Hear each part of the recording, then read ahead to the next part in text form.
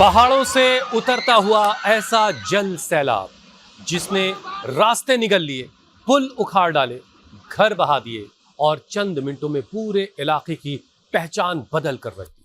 जहां कल तक बस्तियां आबाद थी, आज वहां पानी है, मलबा है और सन्नाटा पसरा है। सबसे दर्दनाक तस्वीर उन परिवारों की है हुसैन, जिनके सामने देखते ही देखते उनकी पूरी गृहस्थी बह गई। किसी की रोजी रोटी, किसी का अपना बिछड़ गया। इस तबाही की मार में सिर्फ नेपाल तक ही ये तबाही नहीं रुकी। नेपाल से उतरने वाली नदियों के साथ बिहार और पूर्वी उत्तर प्रदेश के कई निचले इलाकों में भी चिंता बढ़ गई। यानी कि एक झटके में मीनाक्षी लाखों जिंदगी मुसीबत के घेरे में आ गई है। कहीं घर बचाने की जद्दोजहद है, कहीं सुरक्षित जगह पहुंचने की है, तो कहीं खेत पशु सामान बचाने की है। लेकिन पानी उतरने के बाद भी मुश्किल खत्म नहीं होगी। बिल्कुल अमित, क्योंकि बाढ़ अपने पीछे कीचड़, सीवेज, सड़ा खाना और जगह जगह जमा पानी छोड़ती है। यहीं से शुरू होता है सेहत पर दूसरा हमला। अब देखिए, दूषित पानी की वजह से पानी में रह के पानी के बगैर होना, इसी को कहते हैं दूषित पानी। हर तरफ है। अब इसकी वजह से डायरिया, टाइफाइड, हेपेटाइटिस जैसे इन्फेक्शन, गंदगी से स्किन और आंखों की परेशानी, जमा पानी की वजह से मच्छर पैदा होंगे, ये अलग खतरा है। चोट घाव में संक्रमण का डर, बच्चे, बुजुर्ग, प्रेग्नेंट महिलाएं और पहले से बीमार लोग सबसे ज्यादा इस वक्त मुश्किल में पड़ सकते हैं। और चुनौती इसलिए भी बड़ी है क्योंकि मॉनसून में लोग पहले से ही वायरल, बैक्टीरियल और स्वाइन फ्लू जैसी बीमारियों से जूझ रहे हैं। घर घर खांसी, बुखार, बदन में होने वाला दर्द, ऊपर से बाढ़ के बाद दूषित पानी और संक्रमण का खतरा, यानी शरीर पर डबल अटैक। ऐसे वक्त में सिर्फ दवा नहीं, बल्कि साफ पानी, सही खाना, सफाई, आराम और मजबूत इम्यूनिटी की सबसे बड़ी ढाल बन सकती है।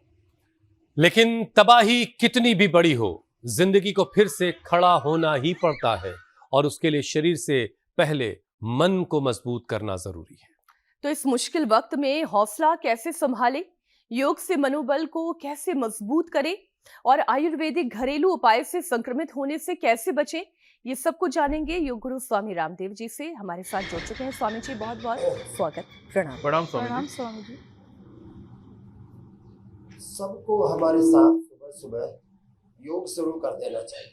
चलो खड़े हो जाओ सब और देखो, चाहे छोटी उम्र हो चाहे बड़ी उम्र हो, ये वृक्षासन सब कर सकते हैं। इतना भी ना हो तो ताड़ासन तो सबसे हो जाता, यहाँ से शुरू ताड़ासन, तिर्यक ताड़ासन, फिर कटी चक्रासन, त्रिकोणासन, कोणासन, पाद हस्तासन, सूक्ष्म व्यायाम, सूर्य नमस्कार।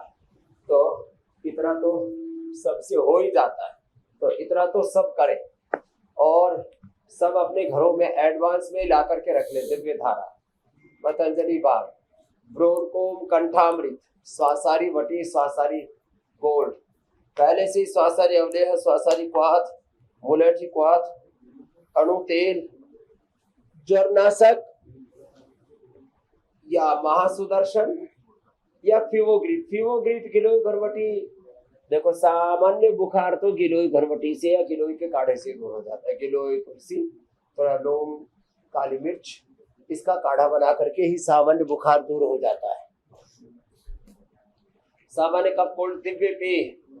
दिव्य पेय जो है ना, बड़ा जबरदस्त है। ये जड़ी बूटियों की चाय है और इसको अच्छे से उबाल करके थोड़ा सा एक चुटकी सेंधा नमक और इसमें नींबू डाल करके पी लें, एकदम से सामान्य बुखार तो इसी से दूर हो जाता है। फिर ज्वरनाशक क्वाथ भी देते हैं, ज्वरनाशक वटी, और जैसे मैंने कहा महासुदर्शन घरवटी, फीवोग्रिट, गिलोय का काढ़ा या गिलोय की गोली, गिलोय घरवटी, ये सामान्य रूप से सबके घरों में होनी ही चाहिए। और फिर देखो ये स्वामी जी, आप सामान्य बात कह रहे हैं, लेकिन स्थिति जो है इतनी असामान्य हो चुकी है, परिस्थितियां हाथों से बाहर जाती हुई दिखाई दे रही है। कुछ तस्वीरें आपके सामने भी रख रही हूँ और दर्शकों के सामने भी। स्वामी जी, नेपाल में जल प्रलय की ये तस्वीरें दिल को दहला देने वाली है। किसी ने अपना घर खो दिया है, किसी ने अपनी रोजी रोटी खो दी है, किसी ने अपनों को खो दिया है। ऐसी आपदा के बाद इंसान बाहर से बच भी जाए, लेकिन अंदर से वो टूट जाता है।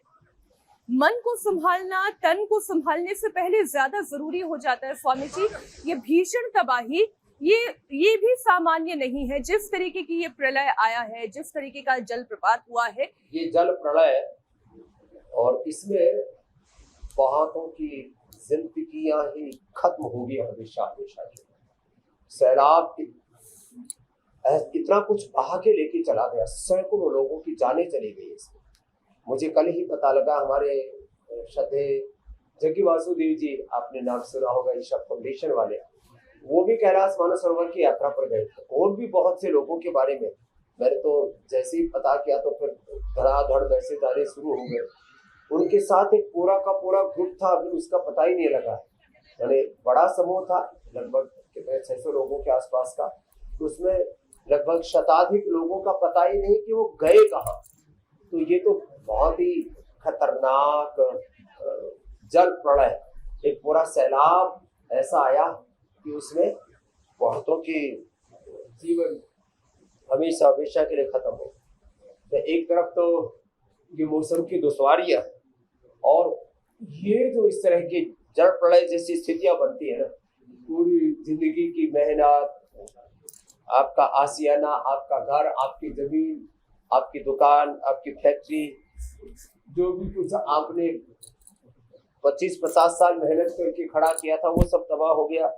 लेकिन चलो, जीवन है तो और कुछ भी कर लेंगे, लेकिन जिंदगियां खत्म हो गई, ये तो बहुत ही खतरनाक है। वो दिवंगत आत्माओं को शांति प्रदान करे, उनको अपनी शरणागति प्रदान करे।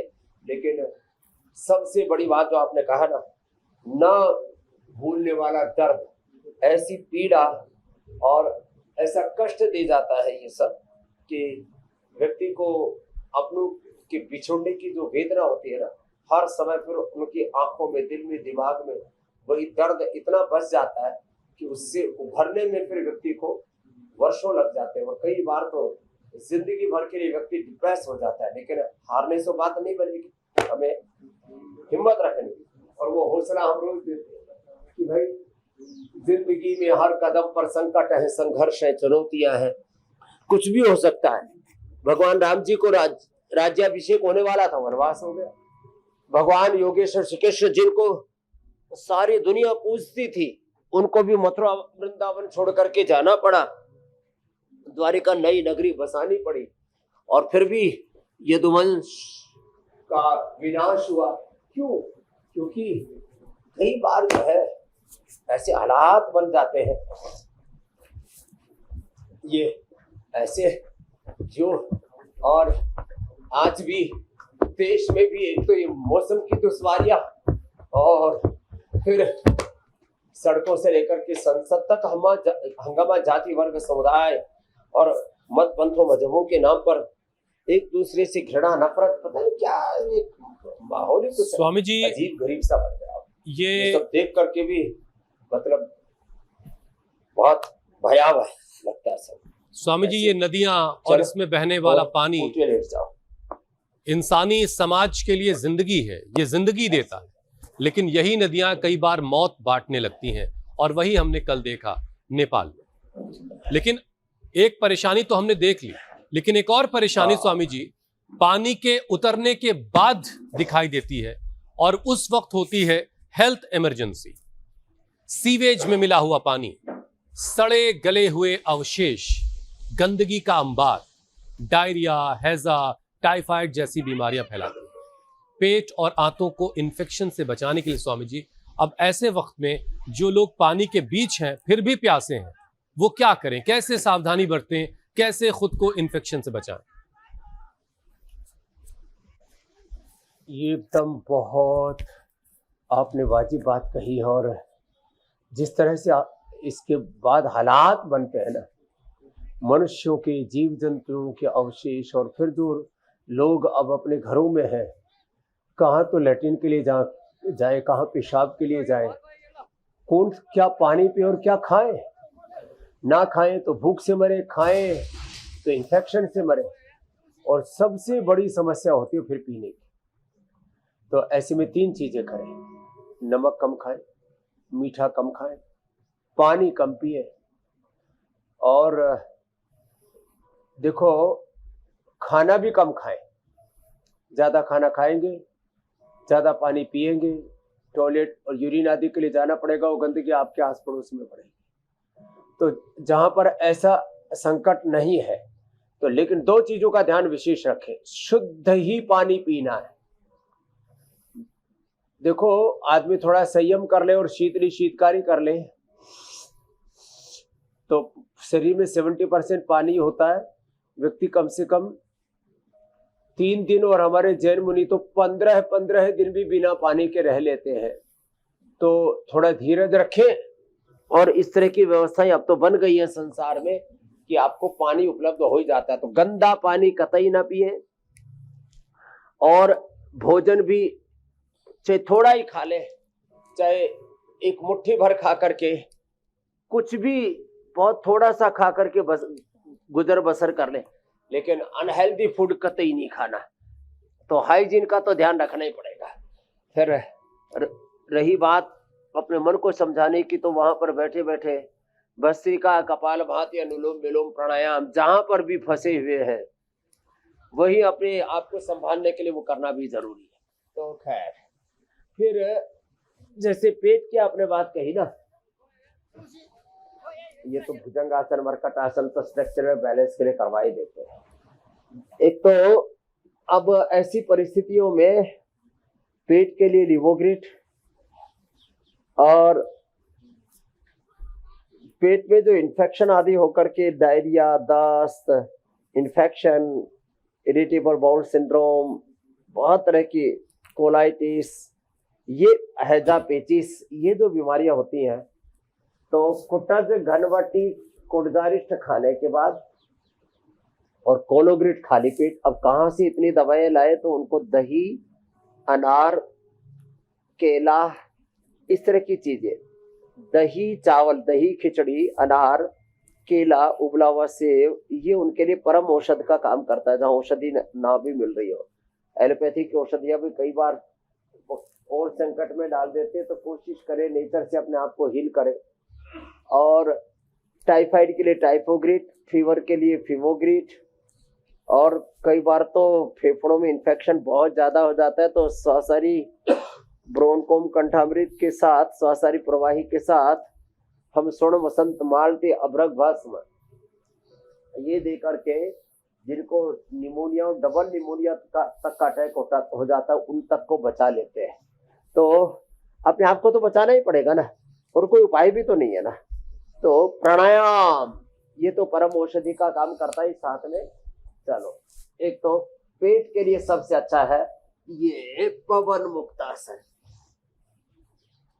देखिए, पहले मन को संभालें, अभी आराम आराम से करें, सहज, फिर शरीर को संभालें, और मन को, ये मुश्किल वक्त भी गुजर ही जाएगा।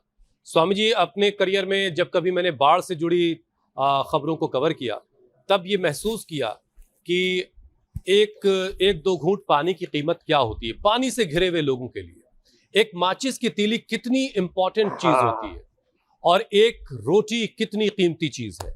अब बाढ़ में स्वामी जी, साफ खाने का मिल जाना, साफ पानी का मिलना, ये सब किस कदर मुश्किल हो जाता है। दूषित पानी और संक्रमित भोजन से हेपेटाइटिस ए और ई का खतरा बढ़ सकता है। अब इस तरह की सिचुएशन में लिवर को बचाना ही बचाना है, क्योंकि लिवर को अगर मुश्किल हुई तो परेशानी बड़ी हो जाएगी। तो लिवर के लिए स्वामी जी क्या किया जाए, और उन लोगों को आप क्या सलाह देंगे जो इस वक्त बाढ़ जैसे हालात के बीच फंसे हुए? और ये कई बार तो ऐसा होता है हुसैन भाई, लीवर में इंफेक्शन बढ़ा, वायरस लोड बढ़ा, और जैसे मैं कल देख रहा था, एक हमारी मनवीत बेटी, उसकी 13 साल की बिटिया 2 दिन में मर गई। बुखार हुआ, बुखार के लिए कुछ दवाई दी, उससे लीवर में वायरस लोड बढ़ गया, पहले लीवर फेल, फिर किडनी फेल, और 2 दिन में 12-13 लाख का बिल, और बेटी मर गई। ऐसे एक बालक दूसरा था, उसका भी लीवर फेल हुआ, किडनी फेल हुई, हार्ट फेल हुआ, और ब्रेन फेल हो करके मर गया। तो ये बड़ा भयावह दर्दनाक मंजर होता है। तो क्या करें? अपने लीवर को इन्फेक्शन से बचाना बहुत जरूरी है। लोग ध्यान नहीं देते। आज हमने जो व्हीट ग्रास रखा ना, खाली कोई प्रदर्शनी के लिए नहीं रखा। ये wheat grass aloe vera, wheat grass, aloe vera, भूमि आंवला, पुनर्नवा, मकोई, शोनाक, अरेंड के पत्तों का रस, ये भयंकर जॉन्डिस, भयंकर इन्फेक्शन से बचा देता है। मंडूकासन, योग मुद्रासन तो बहुत जरूरी है। रेडीमेड में हम सर्वकल्प देते हैं, कायकल्प देते हैं, लिवोग्रिट वाइटल देते हैं। लीवर का इन्फेक्शन बढ़ा तो मौत आपके सामने खड़ी मिलेगी। माने लोग कई बार हल्के में ले लेते हैं, थोड़ी भूख ही तो नहीं लग रही ना, थोड़ा बहुत इन्फेक्शन है, लीवर तो बहुत स्ट्रॉन्ग ऑर्गन है, अपने आप कवर कर लेगा। लोग अनदेखी करते हैं और ये छोटी सी अनदेखी कई बार जिंदगी पर भारी पड़ जाती है और हम मौत के आगोश में समाये, बड़ा खतरनाक। इसलिए मैं डरा नहीं रहा हूं, लेकिन ये जरूर बता रहा हूं कि मंडूकासन, योग मुद्रासन, अर्धवत्स्यन्द्रासन, वक्रासन, गोमुखासन, ये अभ्यास तो कीजिए। सर्वकल्प का काढ़ा, सर्वकल्प को आथ, व्हीट ग्रास फ्रेश मिल जाए, व्हीट ग्रास, एलोवेरा, भूमि आंवला, पुनर्नवा, मकोई, गिलोय, शोनाक फ्रेश, इनका ताजा जूस मिल जाए तो बात ही क्या है। हेमोग्लोबिन कई बार कम हो जाता है तो अनार, गाजर, चुकंदर, एप्पल और मैंने कई बार बताया ड्रैगन फ्रूट, उसमें थोड़ा मुनक्का, खजूर, अंजीर थोड़ा सा मिला दिया तो हीमोग्लोबिन भी, और यदि प्लेटलेट गिर गया तो एलोवेरा, व्हीट ग्रास, गिलोय, अनार और पपीते के पत्तों का रस। अभी तो हमने प्लेटो ग्रिट वटी भी बना दी है। और हाँ, ये जो डेंगू आदि हो जाता तो डेंगू, मलेरिया के लिए महासुदर्शन, सामान्य रूप से बुखार, टाइफाइड और फीवर आदि के लिए टाइपोग्रिट और फीवोग्रिट हमने बहुत शोध किया।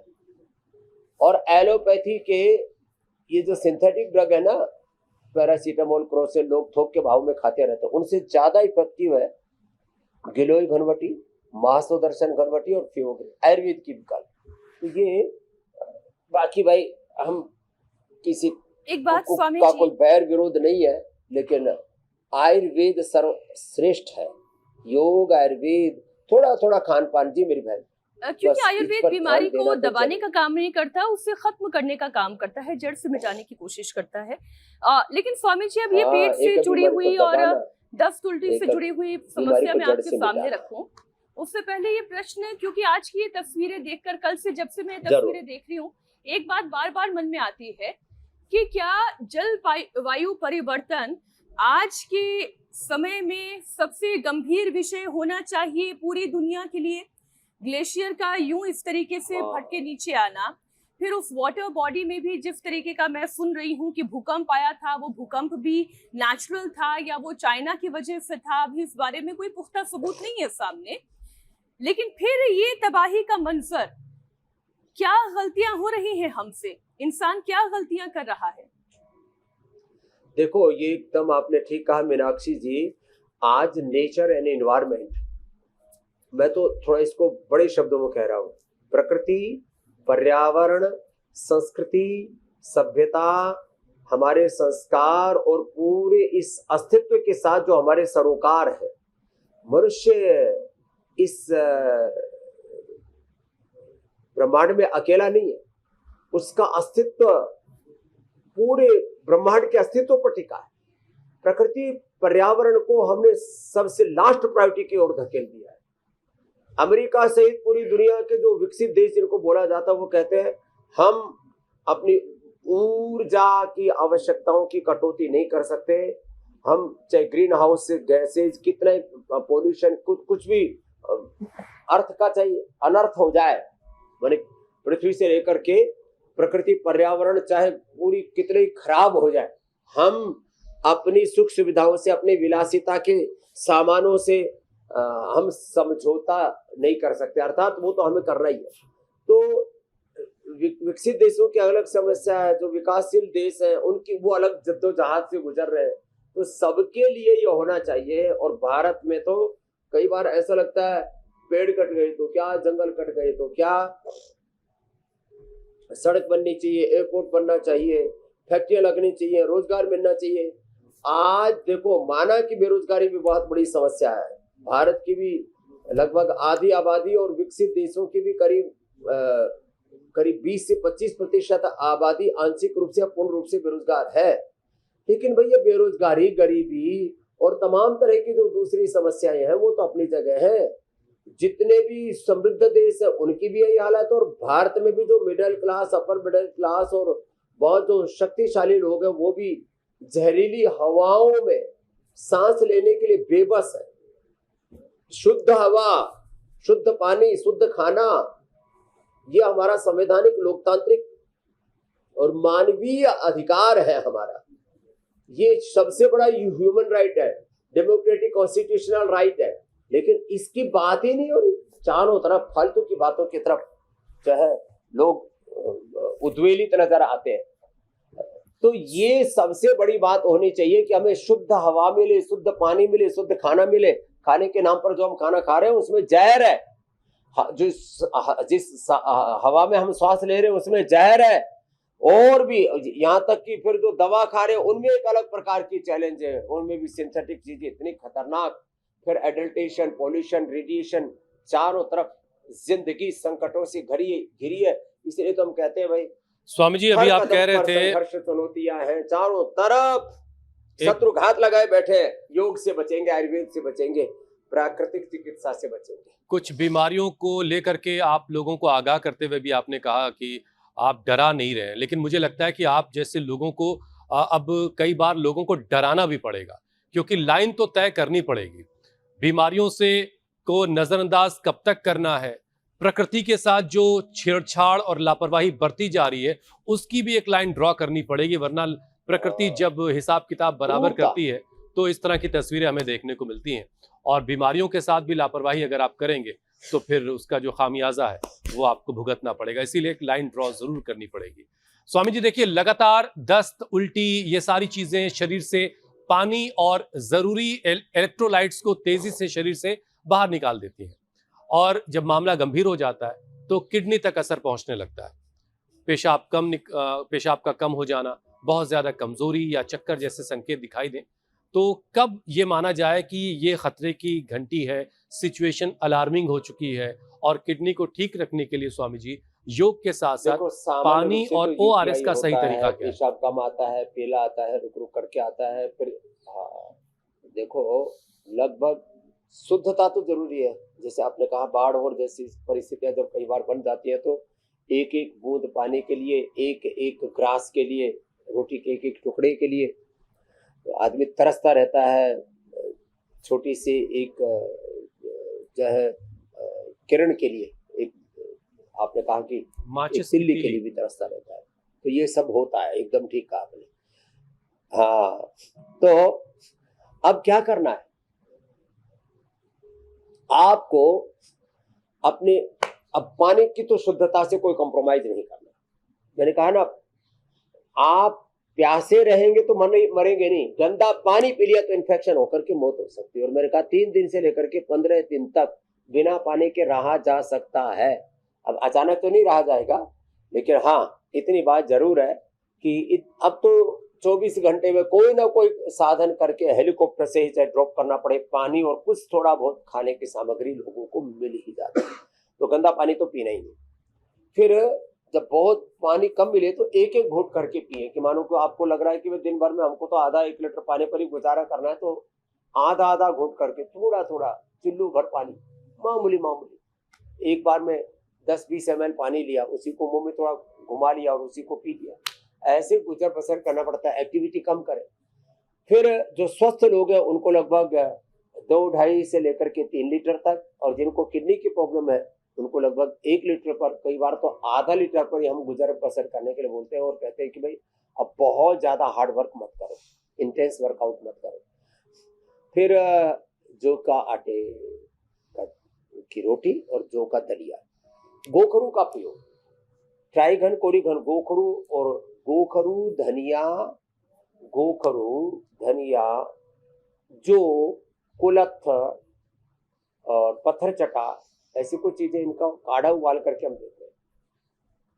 नीम और शीशम के, नीम और पीपल के पत्तों को रस हमने पिलाया।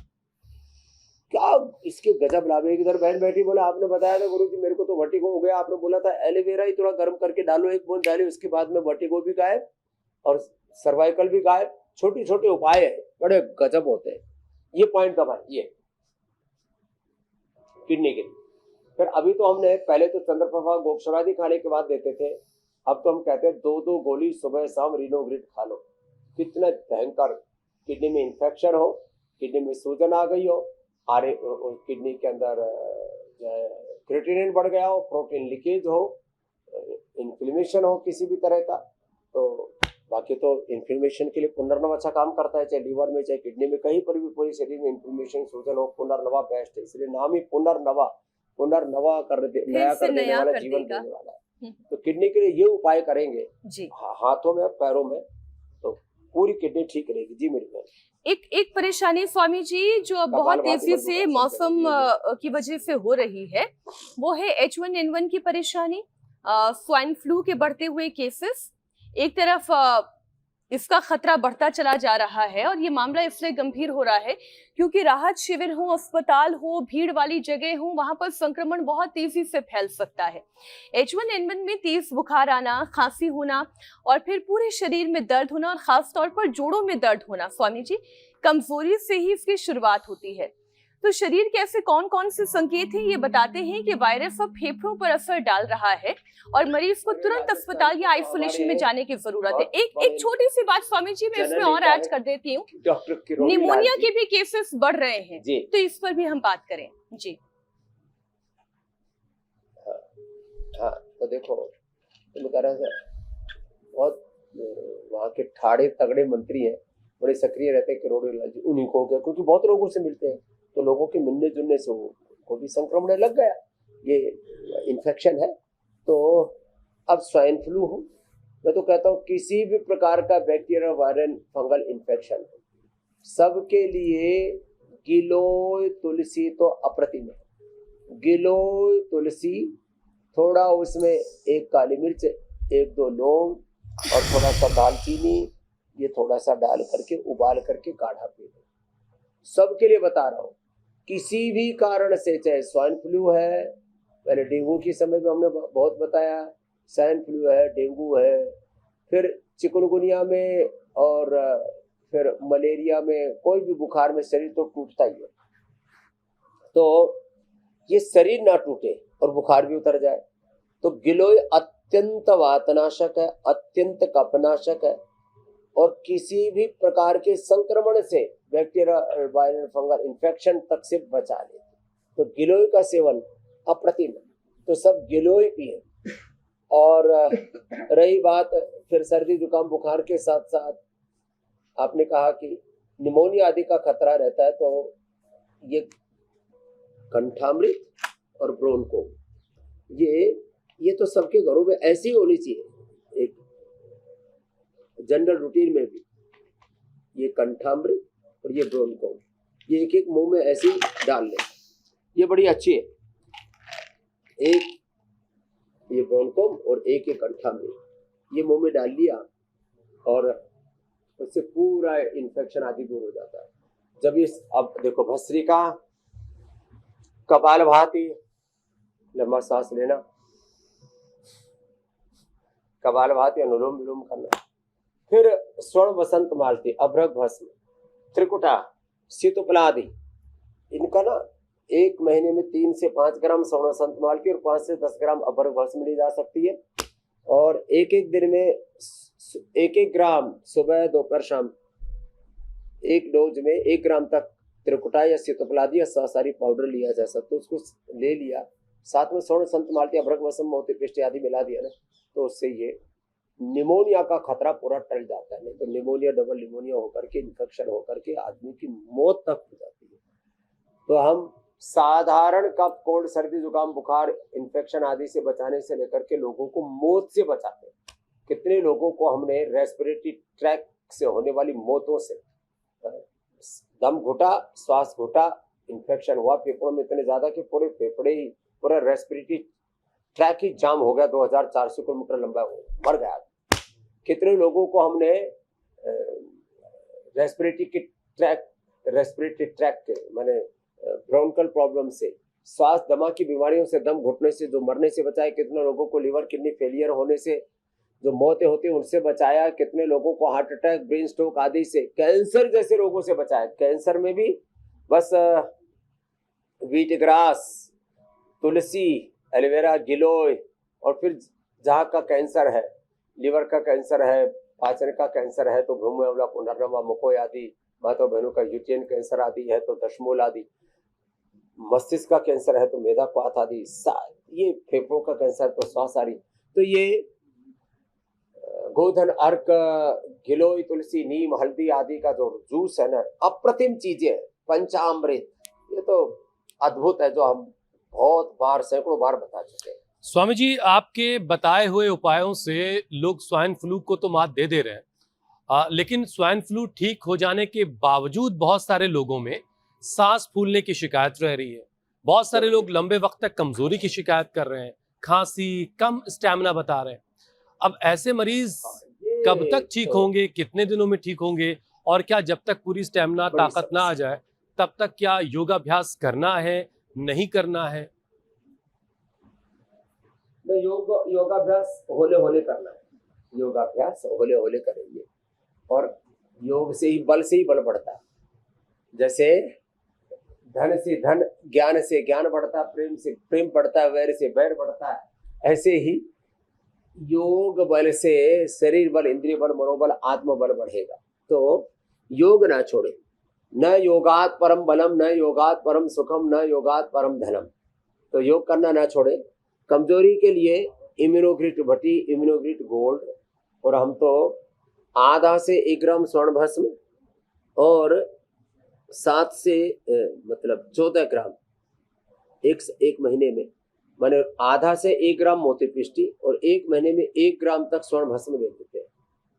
बहुत ज्यादा कमजोरी है, वसंत कुसुमाकर रस, हार्ट की भी साथ में प्रॉब्लम है तो योगेंद्र रस, और ब्रेन नर्वस सिस्टम भी बहुत ज्यादा एकदम कोलैप्स जैसा हो गया है तो रसराज रस, और फेफड़े बहुत ही कमजोर है, एकदम मरणासन है व्यक्ति तो स्वर्ण वसंत मालती रस 3 से 5 ग्राम और अभ्रक भस्म 100 फुटी तक दे देते हैं, बड़ी महंगी आती।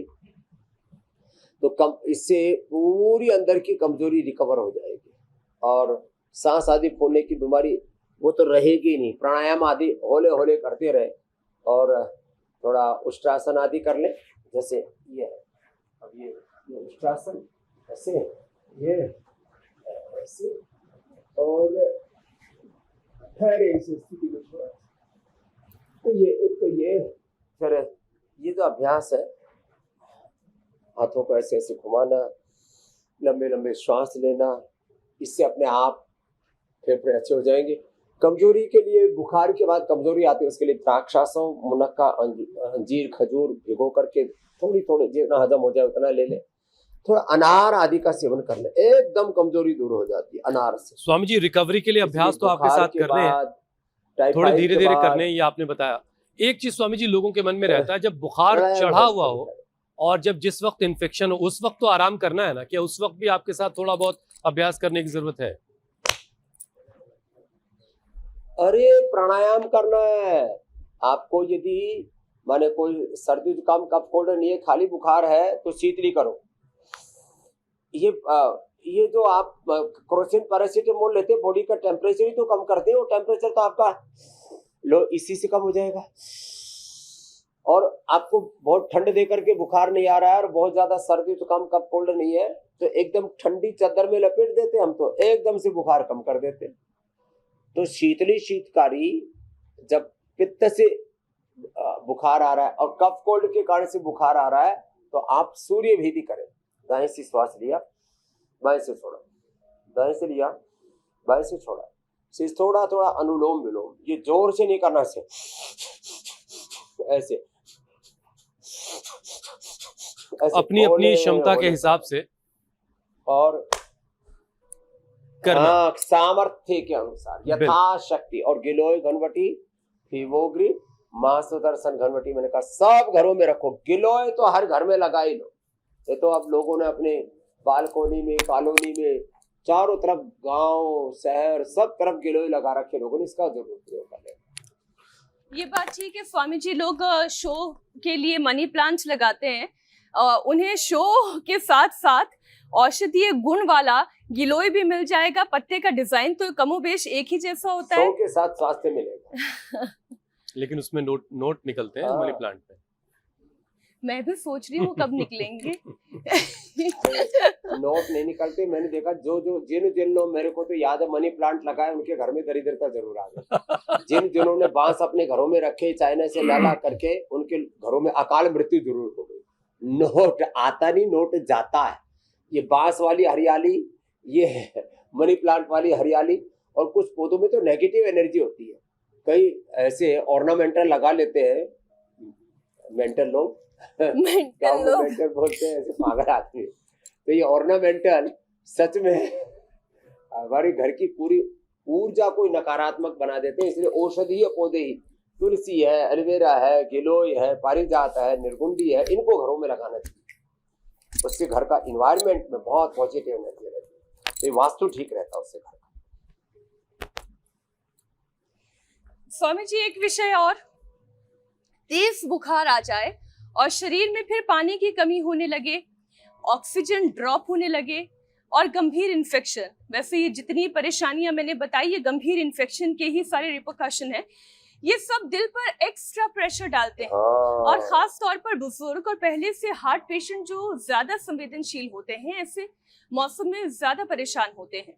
तो स्वामी जी, हृदय को भी सुरक्षित रखने के लिए योगाभ्यास करवा दें, और किन लक्षणों में बहुत सोच समझकर फिर योगाभ्यास करने की जरूरत है, क्रॉनिक पेशेंट भी और जो क्रॉनिक नहीं है उनके लिए भी स्वामी जी, दोनों के लिए। ये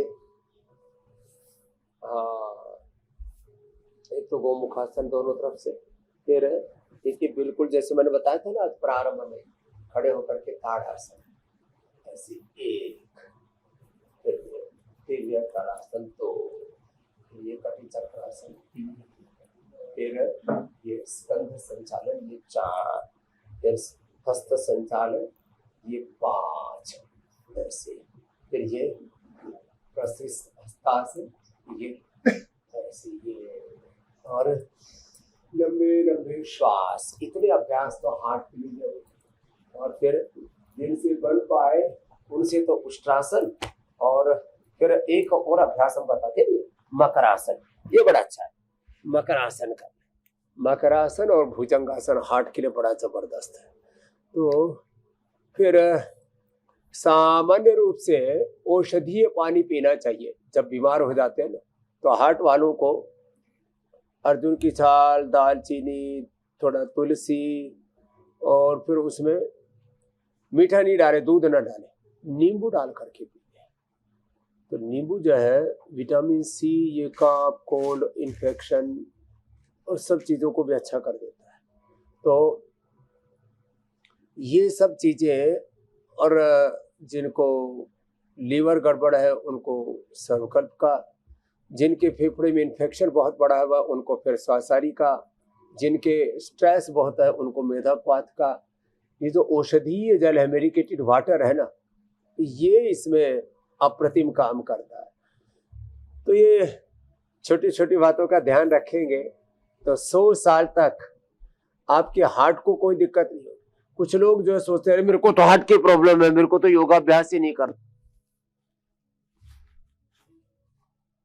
अमृत की ज्यादा करो, इजेक्शन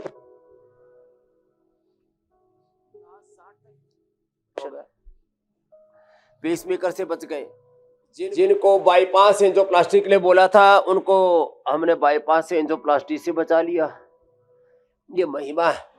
और ज्यादा होने पर तो मैं कहूंगा थोड़े दिन के लिए पतंजलि वेलनेस योगाग्राम निरामय में आ जाइए, और इसमें भी जिन्होंने लाइफ इंश्योरेंस करवा रखा है ना उनके, ये तो यहाँ फ्री ट्रीटमेंट है, कैशलेस रीएम्बर्समेंट की व्यवस्था है। और आर्मी, मिलिट्री, पैरामिलिट्री में जो लोग और सेंट्रल गवर्नमेंट के कर्मचारी, उनके लिए यहाँ फ्री ट्रीटमेंट की व्यवस्था है। तो ये थोड़े दिन के लिए जब ज्यादा बीमारियां बढ़ जाए तो यहाँ योगाग्राम निरामयम में, पतंजलि वेलनेस में, विद लाइफ में आ जाना। एक लाइफ चेंजिंग एक्सपीरियंस है पूरा कंप्लीट ट्रांसफॉर्मेशन हो जाता है लाइफ का। तो होले स्वामी जी बहुत सारे लोग आना चाहते एक हैं अभ्यास 1-2 मिनट जरा लेकिन ठहराव थोड़े के साथ जॉइंट्स के पेन साथ से करना परेशान है। पहले उनका जॉइंट्स पेन ठीक करवाइए, फिर उसके बाद वो आएंगे आपके पास।